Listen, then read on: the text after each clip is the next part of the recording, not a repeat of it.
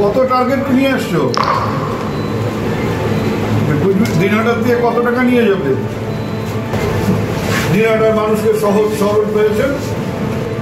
প্রত্যেকটা লোক কমপ্লেন করে যে বিএলআরও অফিসে যাওয়া মানে মানুষের সর্বনাশ হবে।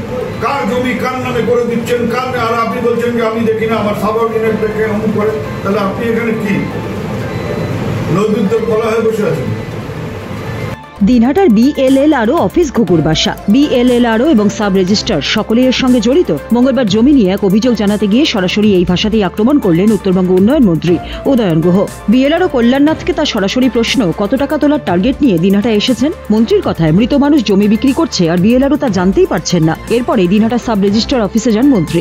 সেখানে সাব রেজিস্ট্রার না থাকায় তিনি চলে আসেন। সোনাক্ষী, মশলা কোথায়?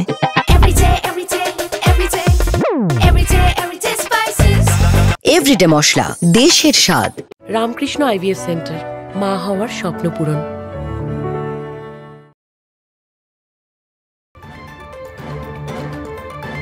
এদিন সংবাদ মাধ্যমের মুখোমুখি হয়ে উদয়ন বলেন, বিএলআরও অফিস দুর্নীতির আখড়া হয়ে উঠেছে। এই একটি অভিযোগ নয়, আরও অভিযোগ এসেছে আমাদের কাছে। এদের বিরুদ্ধে সকলকে এগিয়ে আসতে হবে। এর আগেও এই ধরনের একটা কেস আমি সাব রেজিস্ট্রি অফিসে এসে ধরেছিলাম।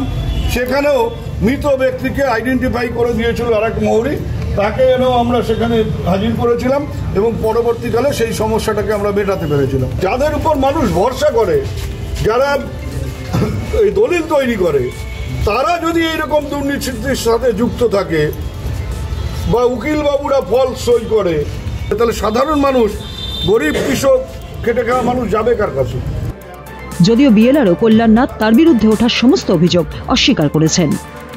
দিনহাটা থেকে প্রসেনজিৎ সাহার রিপোর্ট, উত্তরবঙ্গ সংবাদ। তারপরে এটা এখানে এসেছিল, কেউ তাকে গুরুত্ব দেয়নি যে কমপ্লেন করতে এসেছিল।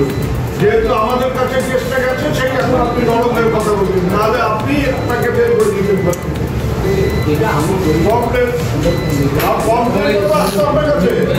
আপনি কমপ্লেন এলে পরে তাকে পাত্তাই দেবেন না যদি না আমাদের মতো কোনো লোক এখানে আসে।